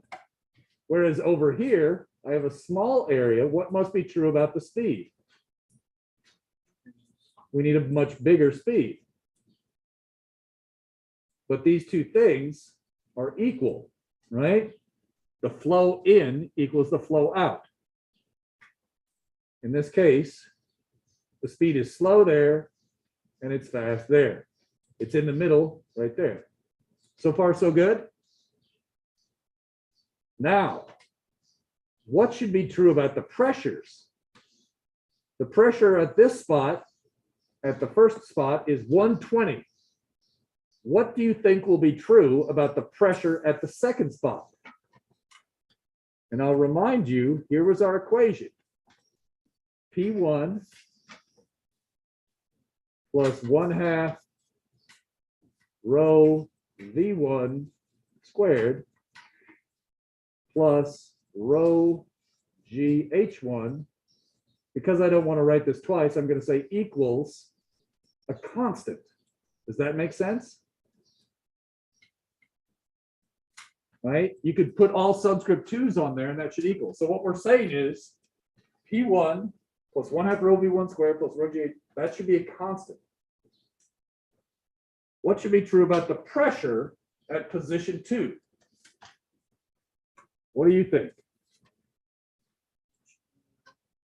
It should be lower. Now this is kind of counterintuitive. What's true about the dynamic pressure at position 2? Yeah, so if I call this this spot right here, this is going to go up, which means this has to go down because the height is constant, right? So let's take a look at that pressure gauge. And we see there's less pressure there. Got it? Now where this gets complicated, watch the sig figs on the pressure dial as I raise it up or down, right? The depth also matters, where you're at, right? So where you're at in the pipe will actually change a little bit as well. Now, the trick here, okay, well, so far so good? Is this kind of good? Thumbs up, thumbs down? Okay, all right. Let me clear all these annotations. Let me reset this. What if I do this?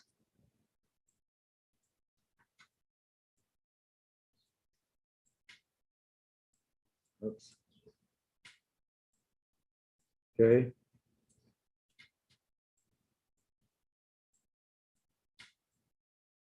Let's move this down like something like this. All right, I guess that's about as good as I can do.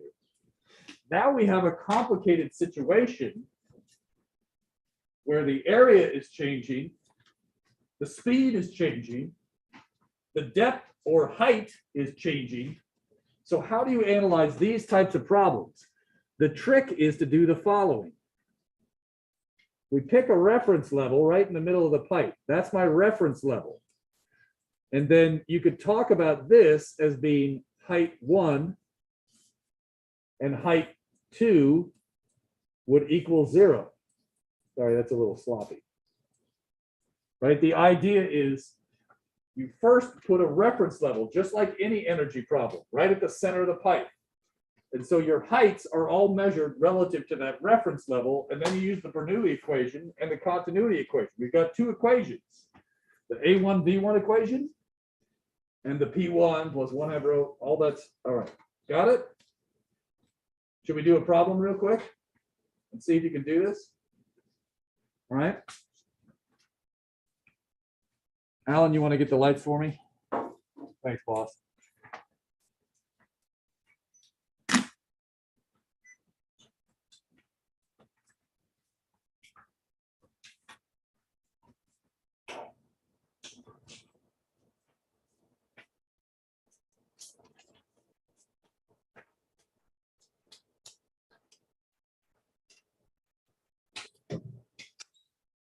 Summarizing what I just said, if you have fluid flow in a pipe on your test question,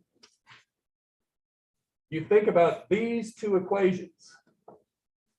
You draw a reference level, and then you get heights, not depth. Interesting side note. If you want to, at this point, you could forget the pressure versus depth equation for the rest of your life. What happens if you set V to 0? You get back the pressure versus depth equation, except then it's all height, and we never have to talk about the word depth, ever. Just pointing out, you could actually do static problems where the fluid is not moving by just plugging in V equals 0. All right, all right. Let's take a look at this one right here. This is what I want to do. This. I got this pipe. I can fill this thing up with water, okay? And then I got 3 holes drilled in this. And when I fill this up, my question is simple. Which hole will make water squirt out the farthest? Simple question. Doesn't mean it's easy to answer. This is the problem. Now, is this a closed pipe system? We're going to say yes. There's one input, and then there's going to be, we could choose one of the outputs. Got it? So now we're assuming there's no leaks at the bottom that we have to worry about. Furthermore, I just want to point out, this is what, I think a 4-inch pipe, and these holes are like 1/8 of an inch or something tiny. That's going to come into play in this problem. So that's why I could cover them up with such a small piece of tape. Let's do the math. This is problem. Page 142. I'm going to draw it up. Get that one done and then go home. Okay. Then I'll do some extra problems next time, and we'll do some demos next time, and we'll eat some pizza next time.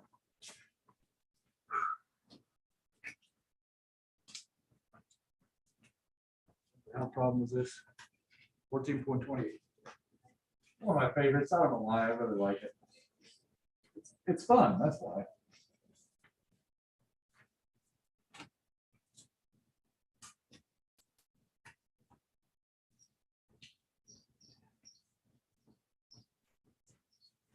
Got this pipe sitting on the ground.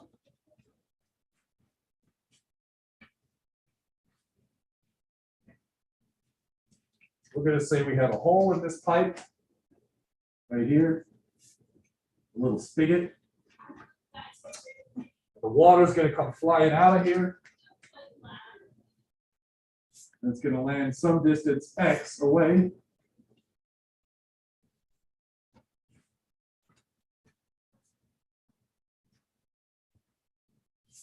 The water level in the pipe is capital H.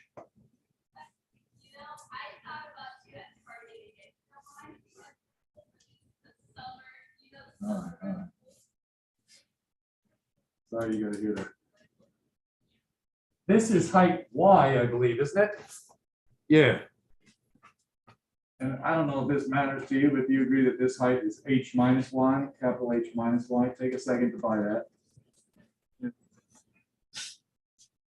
We've got a diameter up here. That's the large diameter. I'm going to call that capital D. And then we've got this diameter down here.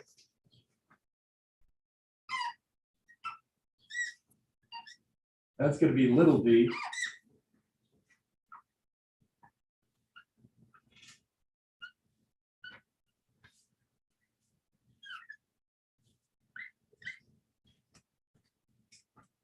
And this is true in the real life example we have set up. Okay.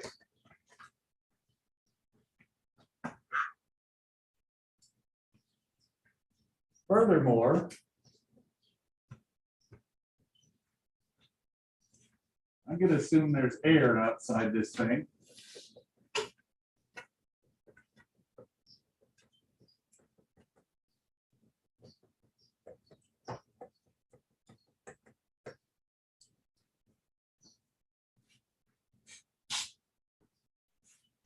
And because I don't want to think, let's assume P naught is 1 ATM, 1 atmosphere, okay? And you know that if you were doing a physics problem, we have to use about 10 to the 5th pascals, 1.013, and that's on your equation sheet if you forget that. Maybe I should do that just so you get in that habit.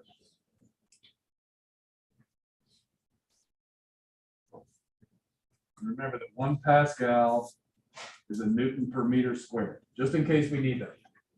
When we are doing physics problems, you should not use ATMs, we should use that.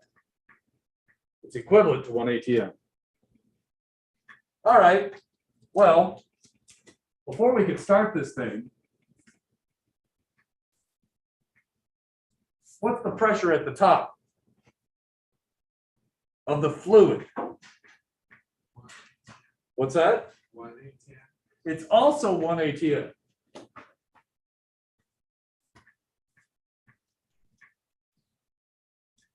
Right? It's open to the air. If the pressure wasn't 1 ATM, the water level would be rising or falling dramatically there. What's true about this water stream? What's the pressure in this water stream? The same, because it's also exposed to air. Trippy, right?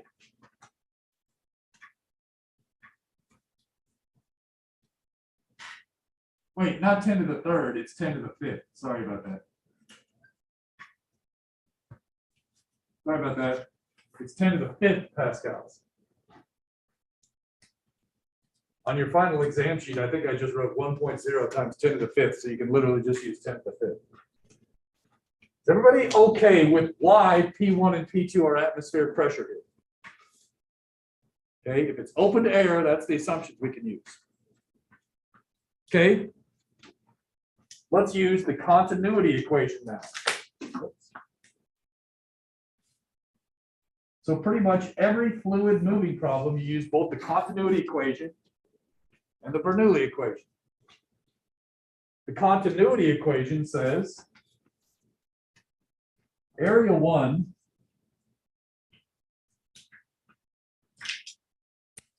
speed 1 equals area 2 speed 2. Remember, speed and rate are not the same thing in this problem.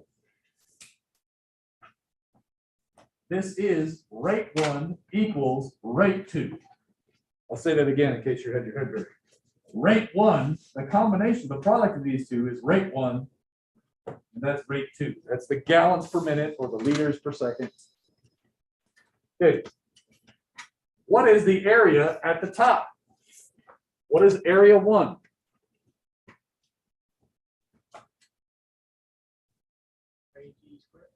Pi capital D squared over 4, because you got it right. Remember the over 4? Yep, yep. And then I'll say V1. What's the area at hole 2? Or sorry, at the hole down here? Same, except we're going to use lowercase t, right?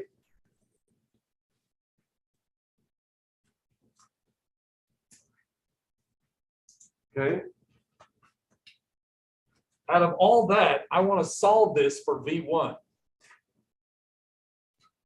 That's going to equal, let's see, some crap drops.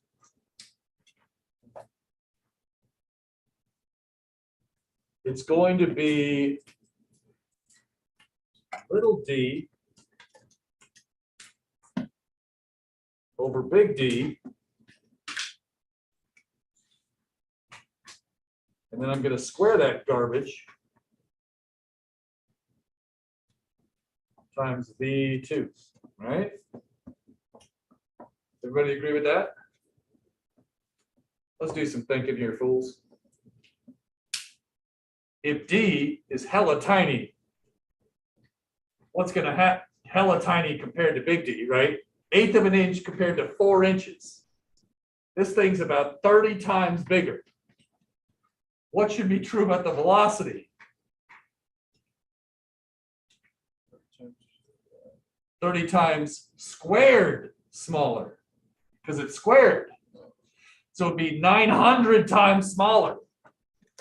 So basically what we're saying is the speed here is going to be significant and the speed up there should be insignificant. If you poke a tiny hole, the water leaks out hella slow. Agreed? So that means the water level, V2, is the speed at which this water level is dropping. It's small. V2 is approximately 0. Can you see that if I erase some of this? Whoops, sorry, V1 is approximately 0. V1 is the speed at the top. I apologize. I said V2, I meant V1. Is everybody okay with that?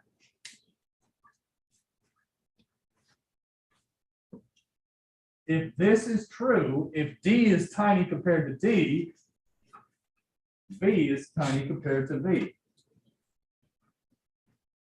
We saw that, right? Where the area was huge, the velocity was almost 0. We're going to make it. We're going to make it. You got 10 minutes. Okay. Let's figure out V2 in terms of the dimensions of the pipe. Okay. So the next thing I'm going to do, I already used my continuity equation. What's the other equation I write all the time for a fluid flow problem? Bernoulli. Let's get that over here.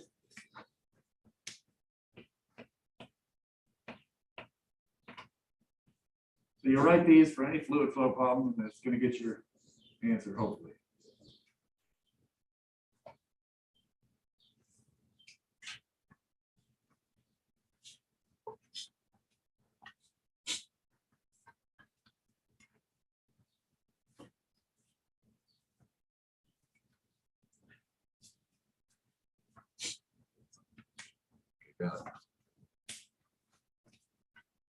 What for this particular problem will drop out? What things are going to drop out in this problem for this equation?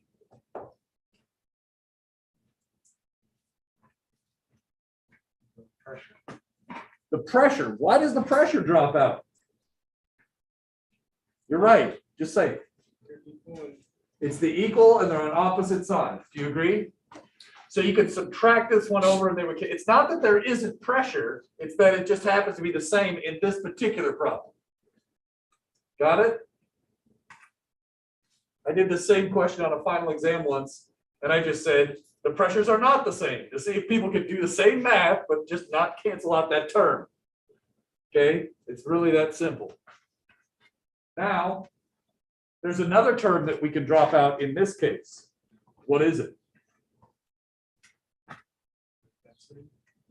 Nope. Oh, I see what you're saying. We could actually, kids, yes, you're going ahead. I meant a whole term. What's the other term that drops out? Yes, you're right, the density drops out if the pressure's balanced. Yes, that's true. So he's saying, couldn't I just cancel out all the rows? Absolutely. But what I'm saying is one more term should drop out. Which one?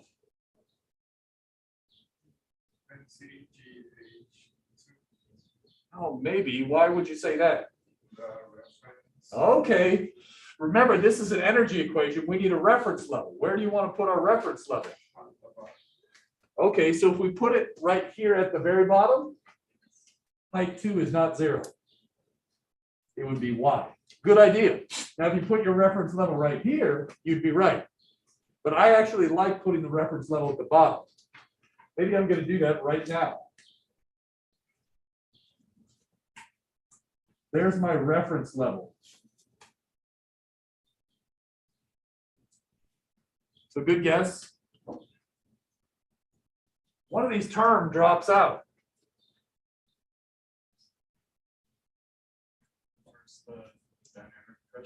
The first dynamic pressure, because that was the point of the continuity equation. In general, the continuity equation allows us to write these two terms. It gives us a second equation that relates these two terms. Do you see that?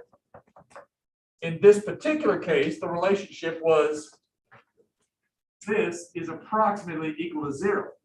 And keep this in mind. Because these terms are squared, this one becomes completely negligible. Turns out this works even if the size of the hole is only about 4 times smaller. Because you get it squared and then squared again. 4 to the 4th is a big number. All right, whatever. Now we're ready to go. We got our reference level. Let's do this. Rho G, what's height 1 in this picture?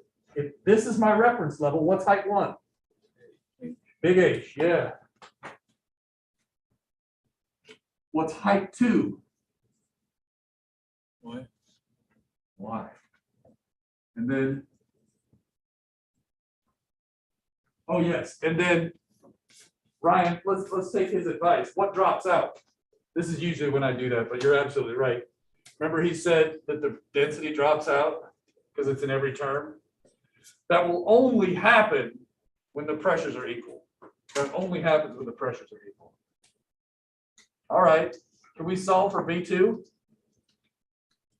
Maybe you believe me if I say V2 equals the square root of 2G distance fallen.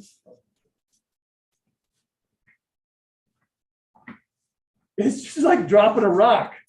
The speed is square root of 2gh, where h is h minus y in this particular problem. Does that make sense? You drop water, you drop a rock, they should speed up.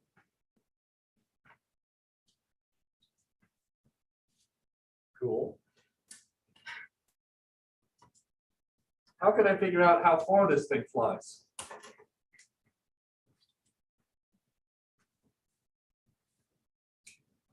Kinematics. Do you agree? What is delta y in this particular problem? If I talk about the water flying, what's delta y? No, it's not y. Negative y. You got it. Nice. It goes down, distance y. What's the acceleration in the y direction for the water once it's flying through the air? Negative g. G downwards, right? Good. What's the initial y?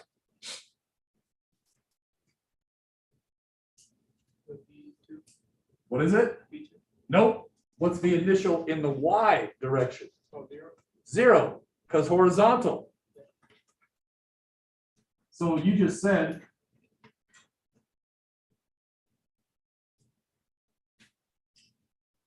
what's the initial x in this case? That's V2.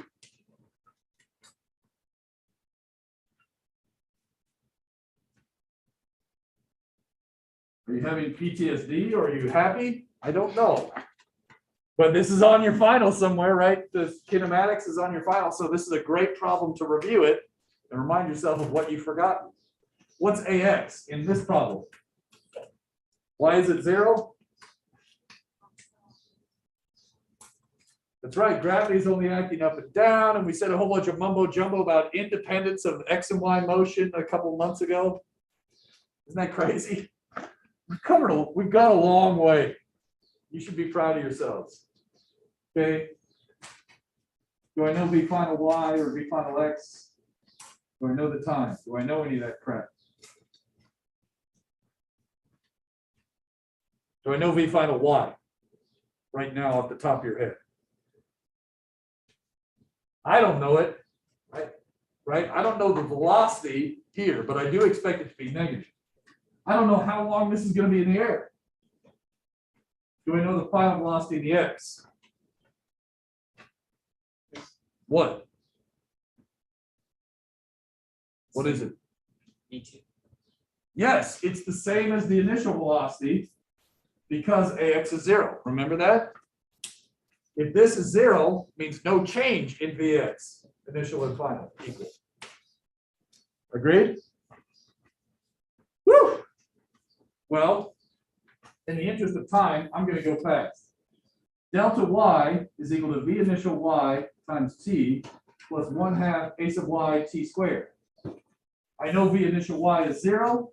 I know a sub y is negative g, negative y. It turns out t is equal to the square root of, what is it, 2y over g. 2y, the minus signs cancel, over g square root. You can do this, it's in the solutions. What's the x?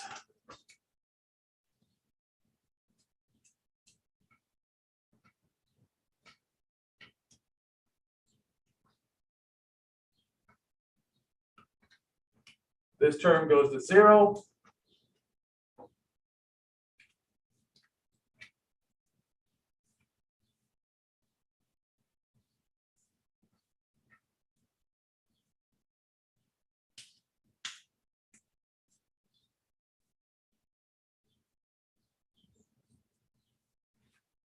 Notice x in this problem ends up being g's drop. We get a 4.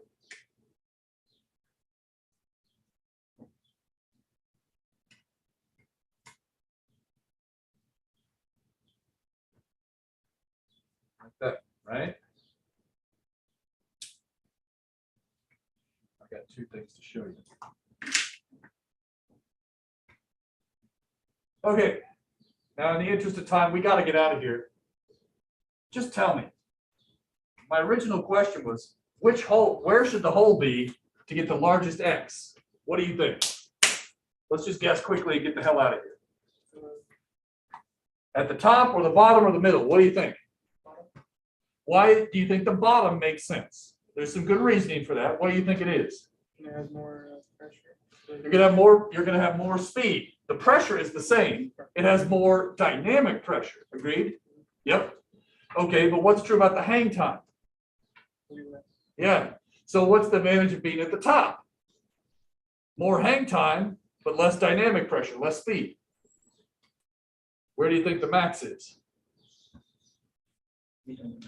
Probably in the middle.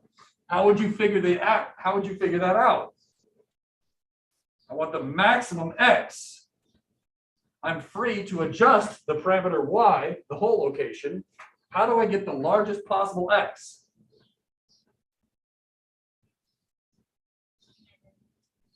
What's that? True. What would I do with it? What'd you say? I want a maximum. What do you do in calculus? Take the derivative of x with respect to y, set it equal to 0, solve for y critical. Remember that? What's another way you can do it? Plot the damn thing and look for the biggest value. Got it? All right, so 2 things. I just want to show you something quick. I'm going to do the demonstration here, and then this one takes me a long time to set up, or I should say it takes Angus a long, so I want to show you this one before you go. So 2 demos, and then you're out of here, I swear, okay? I'm not going to do any more math today. Let's look at it. Whoops, wrong way.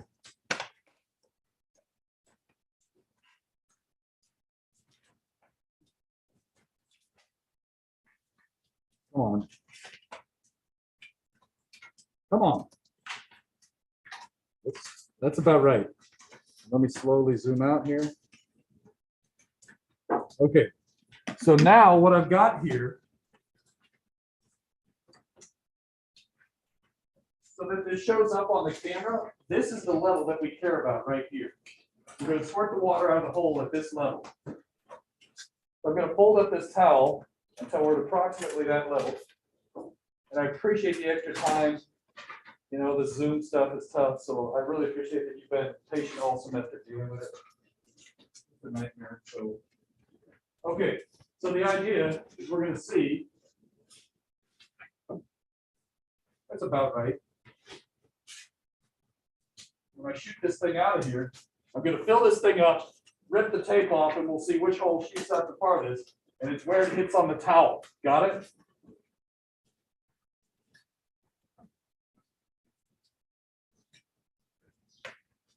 I hope this shows up.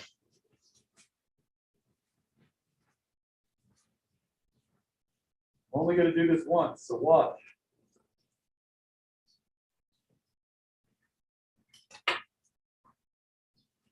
This gets this. Okay, do you see it's topped off? Okay.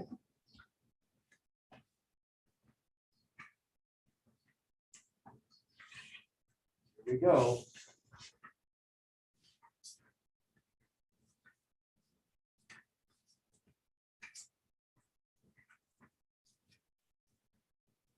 I hope you agree. Stream in the middle goes just slightly farther. Do you agree? Now we only did 3 holes here, blah, blah, blah, blah, blah, blah, blah. But do you agree this is working? Okay. Now let me get this before I make a huge mess. Does that show up on Zoom at all? You can tell. You can kind of see the colors? Yeah, you can kind of see it. All right, we tried our best. Okay, so let me do this. Sorry.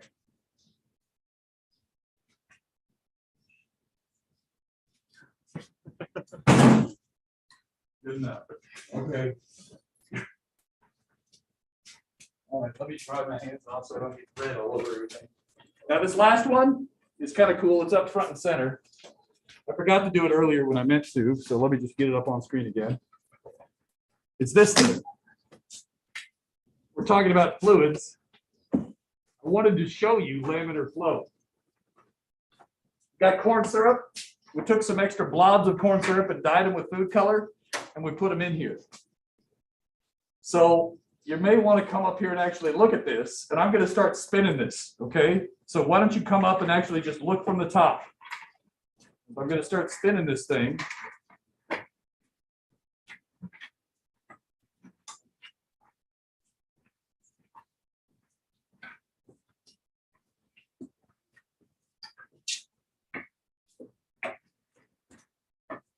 And now I know there's some distortion at the top where the sugar has started to dry.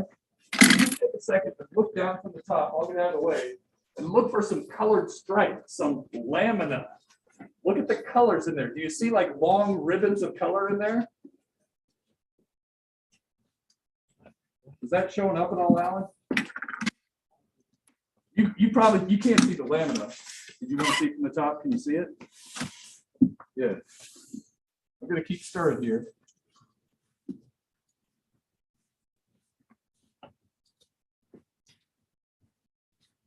I'm trying to go slowly. Chris, you want to take a look? Look, do you see some colored ribbons like spiraling around? Very faint right now, right? You see the green colors, it's like long twisty stripes, like straight down there. Way down there. You see it super faint? Okay, now I'm going to unmix it. That's the cool part. Laminar flow is so weird, it's counterintuitive. The idea is without the turbulence, without the eddy currents, and without the vortices, I should be able to unmix this fluid.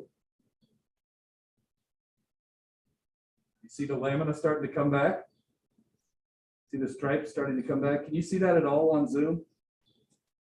Yeah. You see the colors starting to come back? You see the big blob coming back, the green blob? Isn't that trippy? I should have counted how many times I spun it, because then I would know how many times to unspin it. And now I'm starting to lose my mind. I think I went past it already, didn't I? All right, but that's the idea. Laminar flow, you can mix something, then unmix it. And that just shows you how weird it is. All right, go ahead and get out of here. Sorry about that. Oh my gosh. That's how you do that. If you want to try laminar flow, you can get some corn syrup and spin it like that. The lamina are the layers, or basically the concentric cylinders. Yeah, it's just cool. All right. Alan, on that one, were you able to see at least one spot where the